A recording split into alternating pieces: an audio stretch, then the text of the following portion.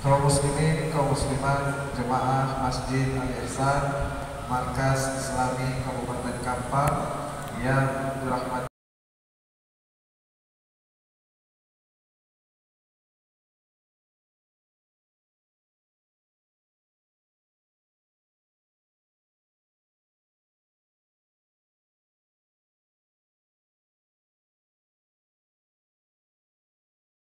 Besar Fakultas Dakwah dan Komunikasi Universitas Islam Negeri Sumatera Utara Medan. Hadirin hadirat yang dirahmati oleh Allah Subhanahu wa taala, mari kita simak bersama kajian pada maghrib menjelang masuk waktu salat Isya bersama Buya kita, kepada Buya Profesor Dr. Haji Abdullah Jamil MSI. Waktu dan tempat kami sediakan.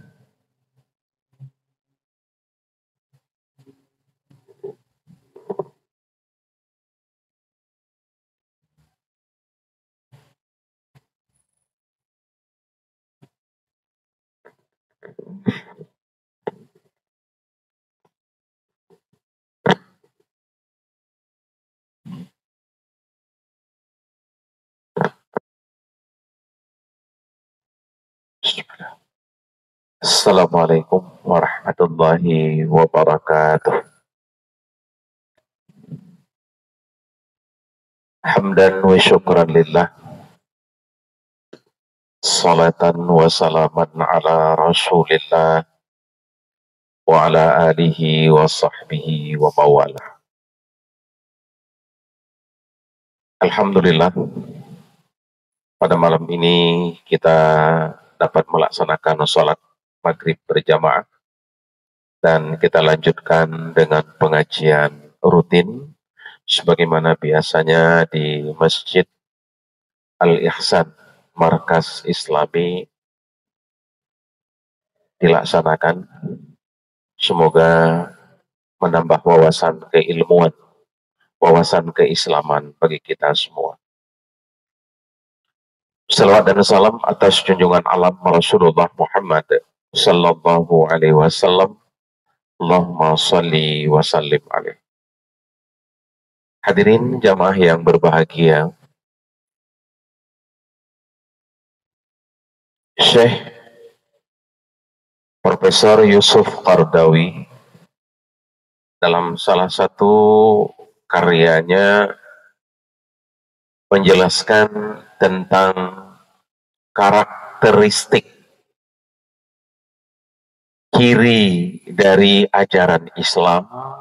Beliau mengatakan ada 3 ciri utama dari ajaran Islam. Yang pertama adalah Rabbaniyah. Yang kedua adalah Insaniyah. Dan yang ketiga adalah Tawazun. Ciri yang pertama ajaran Islam atau karakteristik ajaran Islam adalah Rabbaniyah. Semua urusan orang Islam, orang beriman, harus dihubungkan dengan Allah. Ini disebut dengan Rabbaniyah, bersifat ketuhanan. Yang kedua, karakteristik ajaran Islam adalah Insaniyah, yaitu menghargai manusia sebagai ciptaan Allah.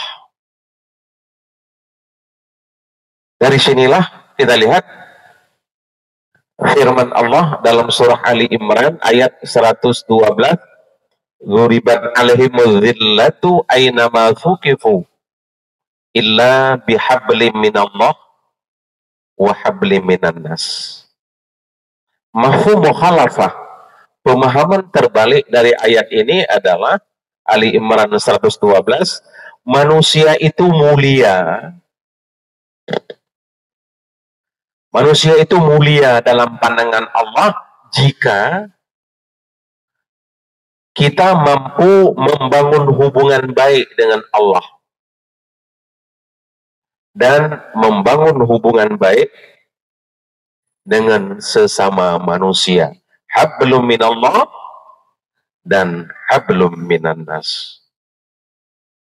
Baru yang ketiga adalah karakteristik ajaran Islam itu tawazun. Islam, Allah menuntut hidup kita ini seimbang. Seimbang.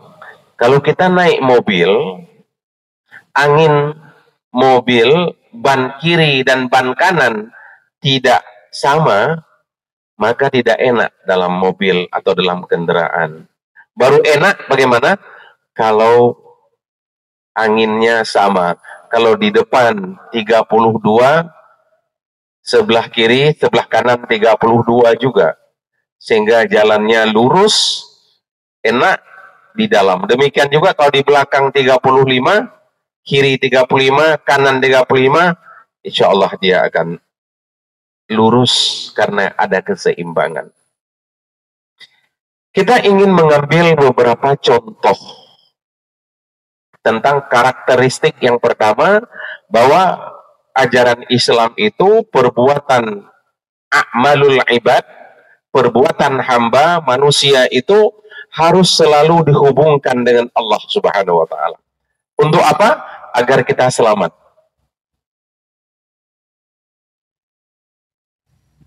Bapak dan Ibu pernah mendengar pesawat itu jatuh? Ya, di Medan dulu pernah jatuh pesawat, dan salah seorang yang meninggal di pesawat itu adalah Tengku Rizal Nurdin, gubernur pada waktu itu. Kemudian di tempat lain juga sering kita dengar pesawat itu jatuh. Lalu pertanyaannya, kenapa itu pesawat jatuh? Apa saja penyebab pesawat itu jatuh? Salah satu penyebab pesawat itu jatuh adalah karena rusak, terganggu komunikasi pilot dan kopilot dengan sumber informasi, baik dari bandara asal di mana pesawat terbang, atau putus komunikasi, rusak komunikasi dengan tempat tujuan pesawat, ya, tempat tujuan pesawat, sehingga dia sasaran penerbangannya menjadi terganggu. Jadi penyebabnya salah satu adalah karena putus komunikasi dengan sumber, baik sumber asal atau sumber tujuan. Salah satu penyebab manusia jatuh dalam maksiat, jatuh dalam kemungkaran, jatuh dalam perbuatan tercela, jatuh dalam kebohongan, ketika dia tidak menghubungkan diri dengan Allah Subhanahu wa ta'ala. Allah itu sebagai sumber. Inna lillahi wa inna ilaihi raji'un. Kita ini bersumber dari Allah, dan tujuan juga kita menuju kepada Allah. Sehingga Allah bertanya dalam salah satu ayat, fa'aina tazhabun, kemanakah kalian semua ini berjalan, pergi, menuju? Jawabannya adalah kita semua ini adalah menuju Allah. Oleh sebab itu, agar selamat dalam penerbangan kehidupan ini, dalam perjalanan kehidupan ini, kita lihat ajaran Islam selalu ajaran yang menghubungkan diri kita dengan Allah. Kita lihat yang pertama, kalimah-kalimah thayyibah. Ya, kalimah-kalimah thayyibah, kalimah-kalimah yang mulia yang diajarkan oleh Islam. Itu semua kalimah yang menghubungkan diri kita dengan Allah. Kita mulai pertama dengan basmalah. Bismillahirrahmanirrahim. Dengan nama Allah yang Maha Pengasih lagi Maha Penyayang. Kapan ini diucapkan? Kullu amrin zibalin, setiap pekerjaan yang tidak dimulai dengan membaca basmalah atau bismillah, dia menjadi terputus. Maka setiap pekerjaan kita disuruh membaca basmalah dalam konteks apa? Agar terhubung, apa yang kita lakukan ini terhubung dengan Allah. Dengan cara itu akan selamat kita. Kemudian dalam bekerja, kalau ada kesalahan, ada kekeliruan, ya kita disuruh beristighfar. Astaghfirullahaladzim. Memohon keampunan kepada Allah. Termasuk saya dalam acara MUI tadi, ya, yang harus kita luruskan adalah selalu niat kita. Niat kita dalam berbuat ini luruskan kepada Allah sehingga kita dapat energi ilahiyah, energi batin. Boleh jadi fisik kita ini sudah berusia, ya. Boleh jadi fisik kita ini sudah tua, ya. Badan kita ini sudah tua. Saya sudah berusia ini mau masuk 62 tahun. Fisik sudah, boleh jadi sudah tua. Kalau Nabi menyebutkan a'maru ummati baina sittin ila sab'in. Umur umatku antara 60 ke 70 umumnya. Boleh jadi usia kita sudah dalam rentang waktu 60 ke 70. Sudah dianggap ya usia tua. Tapi kita bisa memiliki energi batin.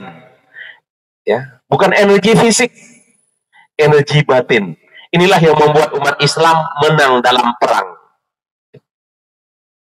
Ya. Dalam perang Badar menang umat Islam, padahal jumlahnya cuma 315 orang ya umat Islam berperang dengan jumlah kafir Quraisy berapa orang? 1000. Berarti sepertiga. Apa kekuatan rupanya? Senjatanya terbatas, jumlahnya sedikit, tapi kok menang dalam peperangan? Mereka punya iman, punya energi batin. Di dalam hidup ini tidak mudah stres, karena selalu dihubungkan dengan Allah. Maka disinilah peran, kita lihat niat. Ya, ketika niat kita karena Allah, kita akan disapai energi. Energi apa? Energi batin, energi ilahiyah dalam hidup ini. Fisik boleh tua, fisik boleh lelah, tapi jiwa, semangat ruhani kita adalah dia kuat dengan energi ilahiyah, karena kita hubungkan terus, kita cas terus selalu. Kita punya handphone, kita pakai baterainya, dayanya berkurang, untuk bisa penuh kembali, diapain? Dicas. Maka Rabbaniyah, menghubungkan diri dengan Allah dengan berbagai jenis ibadah dan dengan kalimah-kalimah thayyibah, memulai pekerjaan dengan basmalah. Tidak hanya diucapkan dengan lidah, tapi basmalah itu adalah dihayati dengan nama Allah. Ya, dengan nama Allah kita melakukan sesuatu. Kita menghadirkan Allah dalam kehidupan kita, sehingga kita punya energi ya dalam kehidupan kita. Basmalah, ada kekeliruan, astagfirullah. Selesai pekerjaan, sampai ke tujuan, berhasil, alhamdulillah. Bukan karena kemampuan kita, tapi adalah karena bantuan yang maha kuasa. Ya. Saya sering mengatakan begini, kita punya masalah. Boleh jadi masalah kesehatan, boleh jadi masalah ekonomi, boleh jadi masalah keluarga, masalah anak, masalah ini, masalah itu. Jangan selesaikan masalah itu sendiri. Tapi masalah itu minta bantuan kepada yang maha kuasa, yang bagi Allah masalah kita itu kecil. Kita saja yang sering melihat masalah itu besar, sehingga membuat kita stres. Karena kita anggap itu masalah besar. Allah maha kuasa. Masalah kita yang besar itu bagi Allah apakah besar? Kecil bagi Allah. Itulah manfaat orang beragama dengan orang yang ateis tidak beragama. Padahal ateis sendiri itu orang yang mengaku tidak beragama.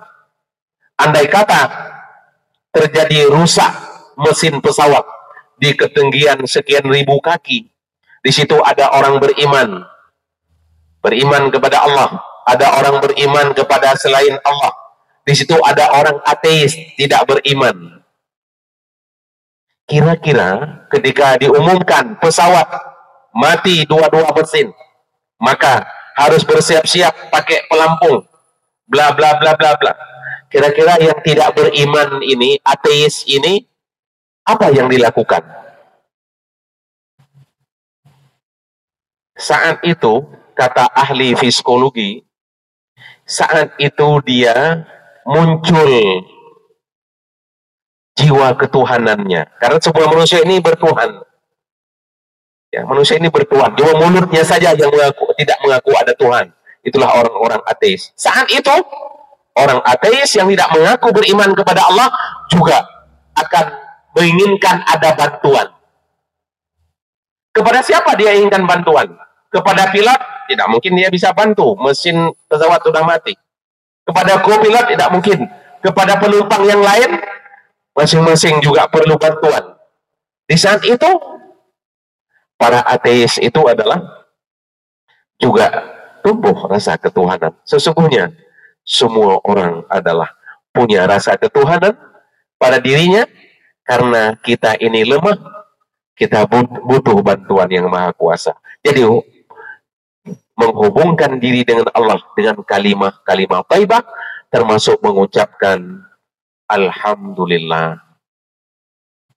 Ketika mendengar ada musibah, kita disuruh ucapkan kalimat thayyibah, Inna lillahi wa inna ilaihi raji'un. Sehingga musibah itu jadi ringan.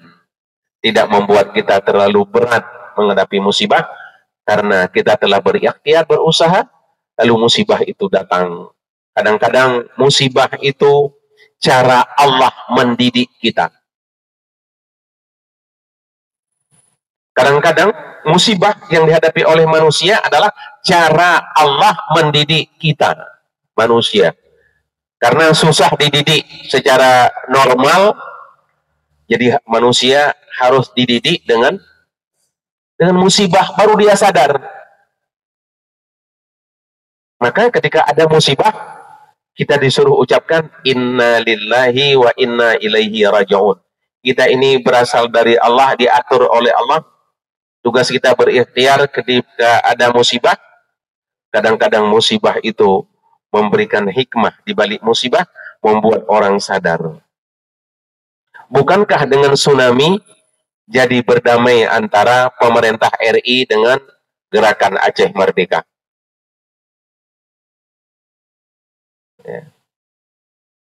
Kadang-kadang di balik musibah itu kita akan temukan. Jadi Rabbaniyah. Tugas kita adalah bagaimana selalu menghubungkan diri dengan Allah Subhanahu wa taala. Kemudian kita lihat lagi, Rabbaniyah ini doa. Setiap segala sesuatu ada doanya.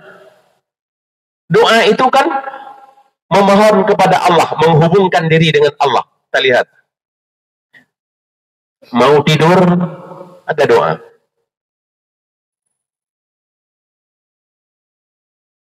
Di tempat tidur kita lakukan sesuatu, ada doa. Bangun tidur ada doa, masuk WC ada doa, masuk masjid ada doa, keluar masjid ada doa. Setiap momentum waktu doa, doa, doa, doa, doa. Sebenarnya kalau dilihat,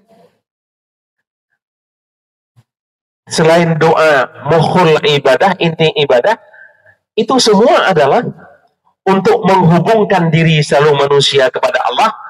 Dengan cara itu manusia selamat. Ini sesuai dengan hadis Nabi bahwa tidak berzina seseorang kecuali ketika dia berzina itu dia tidak dalam kondisi beriman. Karena orang yang beriman, ya, yang benar imannya, tidak akan melakukan sesuatu maksiat kepada Allah kecuali pada waktu itu dia adalah blank, ya, blank, kosong, keimanannya tidak berfungsi, maka jadilah manusia melakukan kemaksiatan. Jadi kita lihat pada ibu doa, doa. Mau makan ada doa.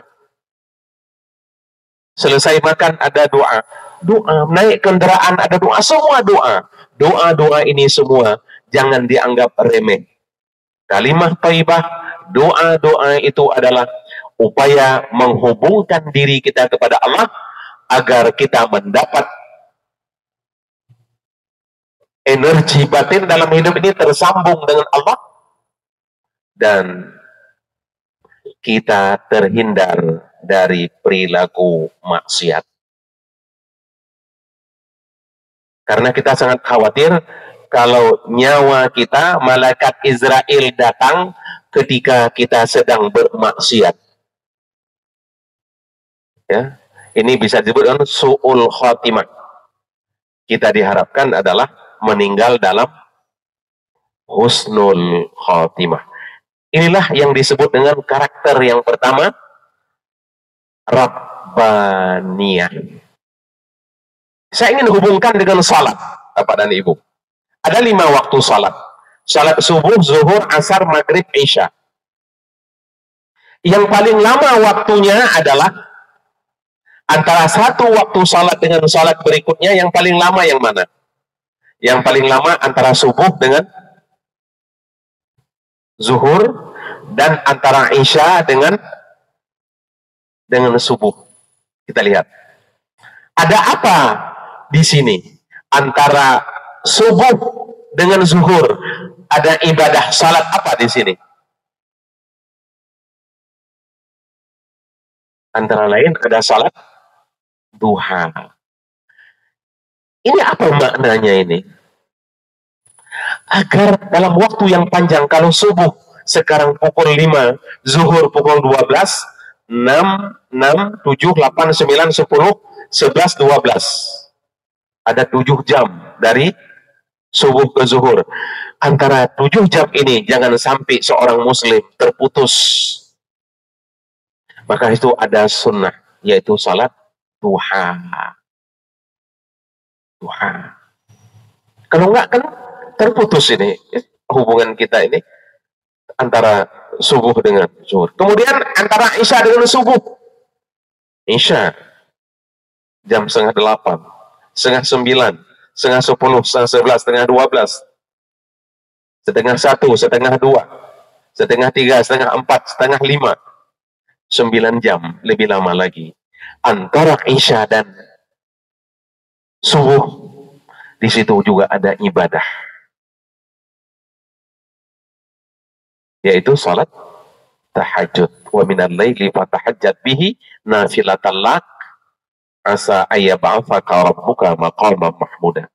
Ini yang kita lihat bahwa betapa ajaran Islam ini menyelamatkan kita dari nafsu, dari setan, dengan selalu menghubungkan diri dengan Allah melalui kalimah-kalimah thayyibah, melalui salat, melalui doa-doa itu. Untuk itu mari kita hayati kalimah thayyibah yang kita ucapkan, doa-doa yang kita ucapkan. Salat itu menjadi, salat itu kan menghubungkan diri dengan Allah Subhanahu wa ta'ala. Waktu yang terbatas ini saya hanya bicara yang kedua saja, yang ketiga tidak mungkin. Yang kedua, karakteristik Islam adalah insaniyah. Insaniyah adalah bersifat kemanusiaan. Tadi sudah kita kutip Ali Imran 112, manusia itu mulia dalam pandangan Allah kalau mampu membangun hablum minallah dan hablum minannas. Yang paling menarik adalah Allah, Nabi menghubungkan antara iman dengan mencintai sesama manusia. Hadis sahih Sahih Muslim, la yu'minu ahadukum hatta yuhibba li akhihi kama yuhibbu li nafsihi. Tidak sempurna iman seseorang sehingga dia mencintai saudaranya sebagaimana mencintai diri sendiri. Kita lihat, la yu'minu ahadukum hatta yuhibba li akhihi. Tidak sempurna iman. Jadi kesempurnaan iman kita kepada Allah tergantung terhadap apakah kita mencintai saudara kita yang lain. Saya selama di sini kemarin, tadi malam di sini, subuh di sini, kemudian tadi bersama-sama di acara majelis ulama di kantor bupati, saya melihat hubungan kemanusiaan, hubungan satu sama lain cukup bagus. Menghormati para kiai, para buya di acara tadi, saya melihat ya, ada buya, ada pimpinan pesantren Darussalam, dan buya-buya yang lain. Saya diskusi dengan istri, senang kita ya, saling menghormati, kadang-kadang berpelukan, senang bertemu. Ya, saya terus tadi malam juga kami makan malam bersama. Sangat keakraban, ya Allah, ini mahal harganya. Kita perlu kasih sayang dan perhatian dari orang lain. Jadi kemanusiaan kita enak jadinya. Melalui masjid ini kita harapkan hubungan kita menjadi enak. Jadi rindu ke masjid, ketemu kawan yang ramah, menyapa, yang saling menghargai. Yang tadi insaniyah, membangun, menghargai orang lain, menghormati yang tua dan menyayangi yang muda. Karena ini ajaran Rasulullah Sallallahu Alaihi Wasallam. Jadi hidup ini menjadi indah ketika kita adalah saling mencintai, saling menghargai. Itulah ajaran agama kita. Tentang hubungan kemanusiaan, ada 3 hubungan kemanusiaan yang dianjurkan dalam Islam, dalam koridor Islam. Yang pertama adalah kemanusiaan yang diperlihatkan oleh kaum muhajirin. Mereka mengutamakan oleh kaum Ansar, orang Madinah. Mereka mengutamakan orang-orang muhajirin yang hijrah dari Mekah. Sampai di Madinah, mereka ini ya memberikan sesuatu tempat tinggal kepada saudaranya yang dari Mekah. Artinya apa? Orang Ansar itu, orang Madinah itu, ketika orang-orang Mekah hijrah ke Madinah, mereka mengutamakan saudaranya yang seiman datang dari Madinah. Ini pola hubungan yang pertama, yaitu mengutamakan orang lain daripada kepentingan kita. Saya masih teringat Mama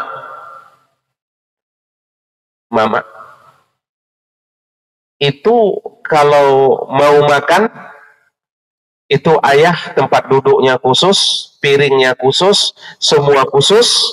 Dan tadi juga disebutkan, siapa nyebutkan tadi dalam apa? Jadi kita baru boleh makan setelah ayah dulu sudah duduk bersama-sama, yuk makan. Jadi mama memuliakan ayah ya di hadapan anak-anaknya. Inilah bentuk pendidikan yang luar biasa yang sampai sekarang kita rindu seperti itu.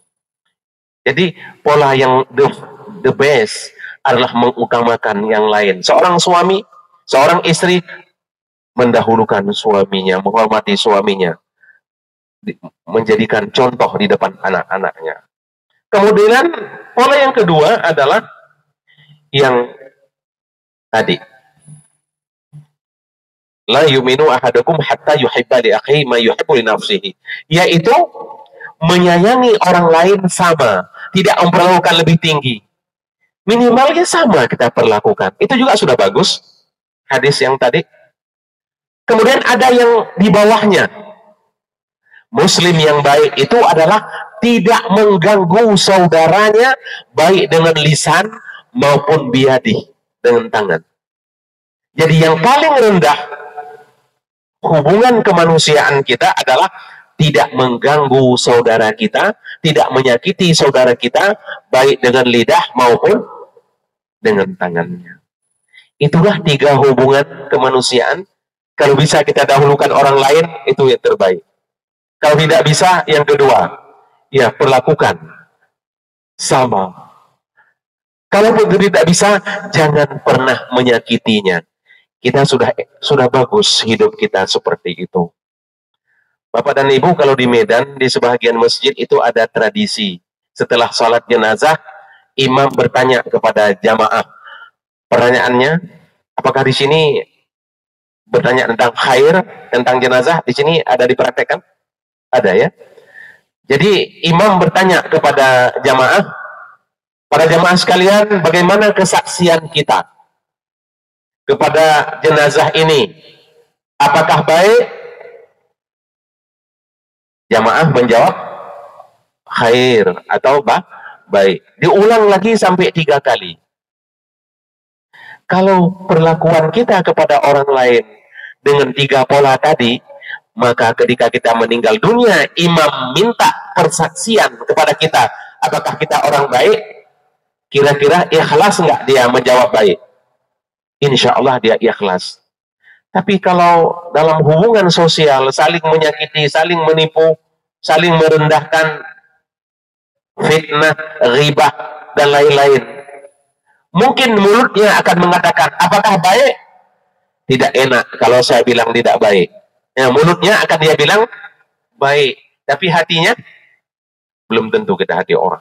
Jadi tidak sama antara ucapannya dengan perbuatannya. Jadi mari kita membangun karakter insaniah. Masjid sangat potensial membangun hubungan itu, ya, hubungan yang baik antara kita. Karena hubungan yang paling baik adalah di masjid. Kalau di tempat lain, kadang-kadang persaingan, ya, dalam bidang ekonomi, dalam bidang politik, dalam bidang yang lain. Tapi di masjid kan nggak ada persaingan di sini. Sama-sama kita untuk beribadah kepada Allah, maka disinilah kita bangun hubungan itu yang diharapkan hubungan di masjid berpengaruh di luar masjid. Itu yang kita harapkan. Di hubungan yang baik di masjid ini, jangan dibalik, jangan hubungan tidak baik di luar kita bawa ke masjid, akhirnya masjid juga rusak. Persoalan di luar, persaingan di luar, sampai di sini nggak mau salat dekat-dekat, kan begitu ya. Kita harap di sini cair. Di sana mungkin ada masalah, ketika salat dalam satu saf berdekatan, cair persoalannya. Itu yang kita inginkan. Itulah karakteristik yang kedua, insaniah. Karakteristik yang ketiga, ajaran Islam adalah tawazun, tapi mungkin waktu, ya, waktu berapa menit lagi? 7 menit lagi. Secara umum saya bisa sampaikan.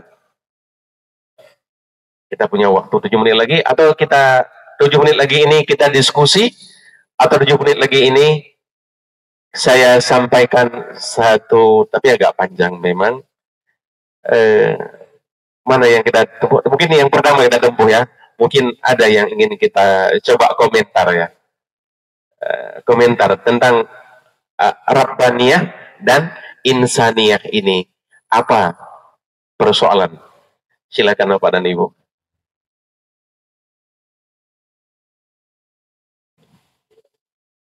Bapak-bapak. Silakan kepada jemaah yang mau mengomentari atau bertanya kepada Prof tentang materi yang telah disampaikan tadi, karakteristik ajaran agama Islam, Prof ya. Yang pertama apa tadi, Bro? Yang Rabbaniyah, bersifat ketuhanan. Ya. Yang kedua insaniyah, menghargai kemanusiaan. Baru yang ketiga tawazun. Tapi kalau memang apa, kita lanjutkan tawazun kalau begitu, ya. Tawazun artinya keseimbangan. Ajaran Islam adalah ajaran yang mementingkan keseimbangan, tidak ekstrim. Ya, keseimbangan. Ada sejumlah keseimbangan yang diajarkan oleh Islam. Ya. Keseimbangan yang pertama adalah keseimbangan antara dunia dan akhirat. Tadi di sana saya sebutkan, dalam Al-Quran ada 112 kali disebutkan akhirat. 106 kali disebutkan dunia. 6 kali lebih banyak disebutkan akhirat. Ini sesuai dengan beberapa ayat Al-Quran. Wal akhiratu khairul laka minal ula. Akhirat itu lebih baik karena di sana abadi. Dunia ini sementara. Kita ini semua sedang antri ini menuju alam kubur. Ada 5 alam hidup kita. Alam pertama alam ruh, alam kedua alam kandungan, alam ketiga alam dunia. Sekarang ini alam keempat adalah alam barzakh, alam kubur. Alam kelima adalah alam mahsyar akhirat. Itulah 5 alam hidup manusia. Rela atau terpaksa, manusia akan mengikuti 5 alam ini. 2 alam telah kita lewati, yaitu alam ruh dan alam rahim. Sekarang kita berada di alam dunia. Di depan kita ada 2 alam lagi, yaitu alam barzakh dan alam akhirat. Sekarang kita berada di alam dunia. Alam yang ketiga. Al-Quran menyebutkan wal akhiratu khairul laka minal ula. Akhirat, alam kelima ini lebih penting, lebih baik daripada alam dunia ini. Di sana ada keabadian. Di sana akan Allah berikan balasan-balasan. Faman ya'mal mithqala dzarratin khairan yarah. Kebaikan akan Allah balas, kejahatan, keburukan juga akan Allah balas.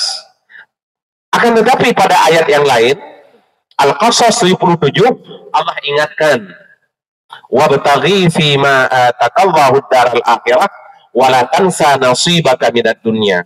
Carilah olehmu untuk kepentingan akhirat yang lebih baik tadi, yang lebih abadi tadi, wala tansa nasibaka minad dunya. Tapi jangan kamu lupakan nasibmu, keadaan hidupmu di dunia. Ini ajaran Islam. Bapak dan Ibu, kepingin sekali melanjutkan. Jadi keseimbangan pertama, seimbang antara dunia dan akhirat. Karena kita akan bisa bahagia di akhirat kalau kita berikhtiar, berusaha di dunia ini. Keseimbangan yang kedua adalah keseimbangan antara pikir dan zikir. Ya, dalam Ali Imran 190-91 Allah sebutkan satu golongan manusia yang disebut dengan ulul albab, yaitu orang yang jernih cara berfikirnya dan dia selalu berzikir, ingat kepada Allah. Allah menyuruh kita berpikir terhadap ciptaan Allah. Jadi pikir objeknya adalah ciptaan Allah. Disuruh kita berpikir. Afala yanzuruna ilal ibili kaifa khuliqat wa ilas samai kaifa rufi'at wa ilal jibali kaifa nusibat wa ilal ardi kaifa sutihat fadzakir. Allah sebutkan makhluk ciptaan Allah, kemudian Allah suruh berpikir. Jadi objek pikir adalah ciptaan Allah agar kita menemukan pada ciptaan Allah itu ada kekuasaan Allah. Karena alam ini adalah bukti adanya Allah, dan alam ini adalah bisa mengantarkan manusia untuk mengenal Allah Subhanahu wa ta'ala. Kemudian objek zikir adalah Allah. Jadi kalau objek pikir ciptaan Allah, objek zikir adalah Allah. Kita disuruh ingat kepada Allah, allazina amanu wa tatma'innu qulubuhum bi dzikrillah, ala bi dzikrillah tatma'innul qulub. Orang beriman itu hatinya menjadi tentram, tenang dengan mengingat Allah. Hanya dengan mengingat Allah, ini ada penegasan. Hanya dengan mengingat Allah, hati menjadi tenang, tentram. Orang mencari kebahagiaan. Bahagia itu tergantung pada pikir dan zikir. Orang yang pikirannya tenang, hatinya tentram, dia akan menemukan kebahagiaan. Bahagia nggak usah cari jauh-jauh. Kita bisa menemukan kebahagiaan dengan berpikir dan zikir kepada Allah Subhanahu wa Ta'ala. Ada 8 keseimbangan. Hanya 2 saja yang bisa kita sampaikan, yaitu keseimbangan dunia akhirat, keseimbangan antara pikir dan zikir, agar kita tidak stres. Banyak yang stres hidup ini karena mau dipikirkan semuanya, tidak sanggup dia mau memikirkan, kurang bersandar kepada Allah. Ya, duduk bersandar lebih enak daripada duduk tidak bersandar. Benar ya? Jadi hubungan dengan Allah, ibadah, doa adalah sandaran agar hidup ini menjadi enak. Jadi orang mencari sandaran karena bersandar lebih enak daripada tidak bersandar. Itulah perumpamaan orang yang beriman kepada Allah, bagus ibadah. Semoga kita menjadi orang yang hidup ini menjadi enak, yaitu bahagia. Lebih kurang mohon maaf. Billahi taufik wal hidayah. Wassalamualaikum warahmatullahi wabarakatuh.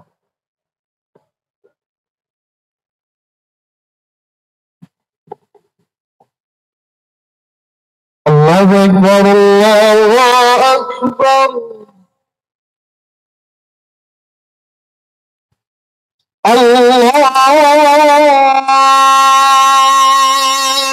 Akbar,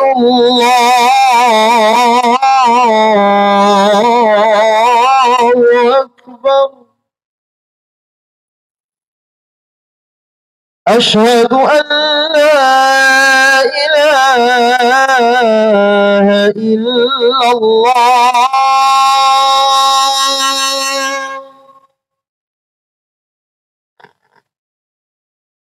أشهد أن لا إله إلا الله.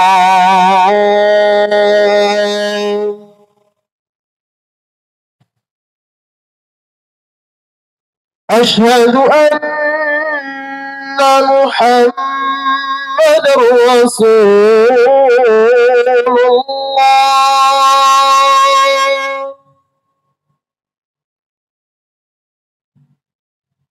أشهد أن محمد رسول الله.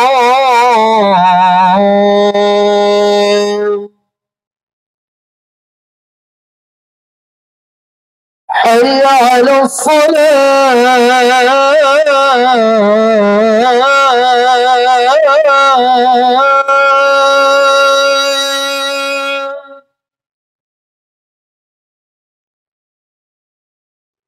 حي على الصلاة.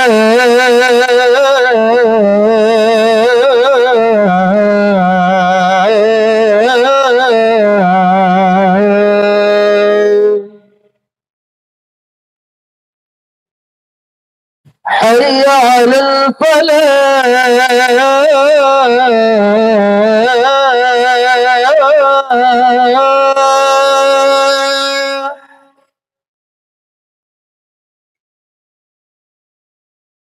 حي على الفلاح.